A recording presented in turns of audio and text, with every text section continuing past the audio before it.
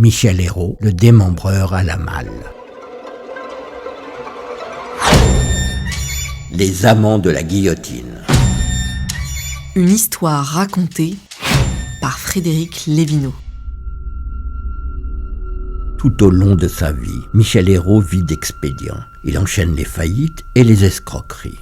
En 1889, il se met en ménage avec une prostituée de 21 ans nommée Gabrielle Bompard. Tous deux cherchent un sale coup à faire pour se remplumer.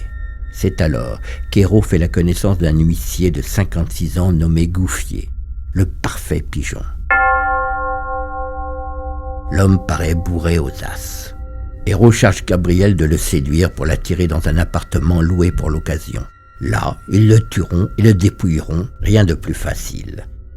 Quelques jours plus tard, voici donc notre vieil huissier libidineux qui suit Gabrielle chez elle. Elle l'installe dans le salon avant de réapparaître en peignoir. Le pauvre homme jubile. La séductrice lui passe la ceinture de son peignoir autour du cou en minaudant « Cela te ferait une belle cravate ». Tout émoustillé, l'huissier se prépare à passer une nuit torride quand, brutalement, il se retrouve suspendu dans le vide en train d'étouffer. Tout à son plaisir, Gouffier n'avait pas vu Gabrielle passer une extrémité de la ceinture à Hérault caché derrière une tenture. Celui-ci l'avait attachée à une corde fixée au plafond par une poulie. Il lui a suffi de tirer sur cette corde pour pendre le notaire.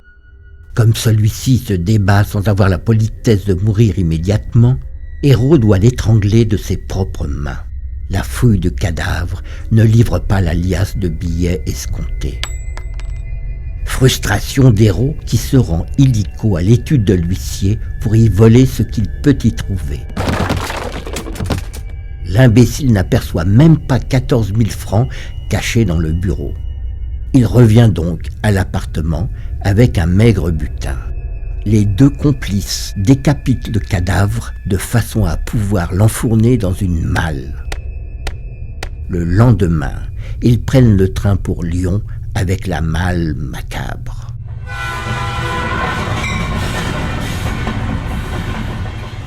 Arrivés à destination, ils louent un attelage pour s'enfoncer dans la campagne. Hérault jette le cadavre dans un fossé isolé et la malle à 2 ou 3 kilomètres de là.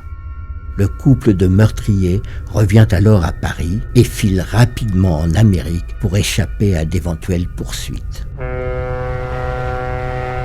Quelques semaines plus tard, le cadavre de l'huissier est découvert par un cantonnier. Après une longue enquête, la police parvient à l'identifier et à mettre un nom sur les deux coupables du meurtre. Mais impossible de les arrêter, ils sont en Amérique.